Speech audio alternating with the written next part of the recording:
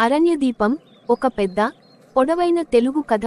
పూర్వం కాలంలో తూర్పు కొండల మధ్య అరణ్యవల్లి అనే ఒక పెద్ద అటవీ ప్రాంతం ఉండేది. అక్కడ మనుషుల నివాసం తక్కువ, కానీ జంతువుల సంచారం ఎక్కువ. ఆ అటవీ మధ్యలో ఒక పురాతన మందిరం ఉండేది, దానికి పేరు అరణ్యదీపం. అక్కడ ప్రతి పౌర్ణమి రాత్రి వెలిగే ఒక దీపం ఆ అరణ్య ప్రాణులందరికీ రక్షణ ఇస్తుంది అని జనం మాట. అయితే ఆ దీపం అసలు ఎవరూ వెలిగించరు, అది తాను వెలుగుతుంది. ఇది ఆ అద్భుతం వెనుకున్న కథ. మూలిక అధ్యాయం 1. యువకుడు వేణువు. అరణ్యవల్లికి దగ్గరగా వేణువు అనే ఒక యువకుడు ఉండేవాడు.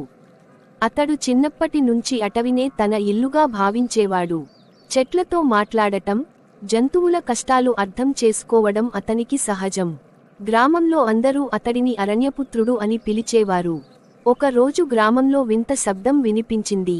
జంతువులు భయంతో పరుగులు తీస్తూ వచ్చాయి. వేణు అన్నా, అరణ్యంలో ఏదో పొంచి ఉంది, ఏదో కదలడం వినిపిస్తోంది అని చిన్న కోతుల గుంపు చెప్పాయి. వేణువు వెంటనే అటవిలోకి ప్రవేశించాడు. రాత్రి అయి చంద్రుడు అటవిని చల్లగా కప్పేస్తున్నాడు. కాని అరణ్యంలో సౌకర్యం కన్నా ఒక అసౌకర్యం ఎక్కువగా అనిపించింది. ఆ కనుక అతని ముందుకు ఒక భారీ నీడ ప్రత్యక్షమైంది. పంజా ముద్రలు. అధ్యాయం 2. నల్లనువ్వు. రాక్షసుడు. ఆ నీడ నుంచి మెల్లగా బయటకు వచ్చింది ఒక నల్లని మబ్బుల్లాంటి రాక్షస రూపం. దానికి పేరు నల్లనువ్వు. ఈ రాక్షసుడు అరణ్యదీపం వెలుతురు ఆరిపోయే రాత్రిని ఎదురు చూస్తున్నాడు. ఈ అరణ్యదీపమే నన్ను ఇప్పటివరకు అడ్డుకుంది, ఈసారి దీన్ని ఆర్పివేయాలి అని నల్లనువ్వు అరిచింది. వేణువు దాక్కున్నాడు. కాని భయం కంటే అతనిలో ధైర్యం ఎక్కువ. తనకు తెలుసు, దీపం ఆరిపోతే అరణ్యంలో దుష్టశక్తులు పరిపాలిస్తాయి. దియా దీపం. అధ్యాయం 3. అరణ్యదీపపు శాపం. వేణువు తాను చిన్నప్పుడు విన్న పెద్దల కథ గుర్తు చేసుకున్నాడు. అరణ్యదీపం ఒకప్పుడు దేవతలు వదిలిన రక్షణ. దాన్ని ఆర్పగలిగేది కేవలం ఒక చీకటి నీడ.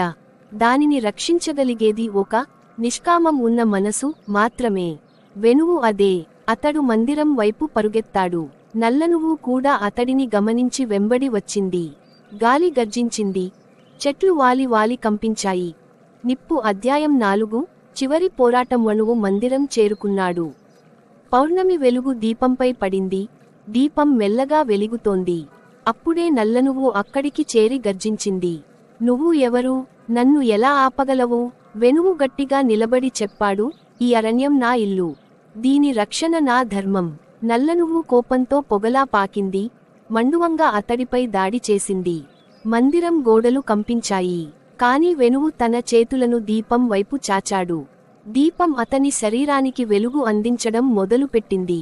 ఆ వెలుగు మామూలు వెలుగు కాదు, అది శాంతి, పావిత్ర్యం, ధైర్యం కలిసిన జ్యోతి.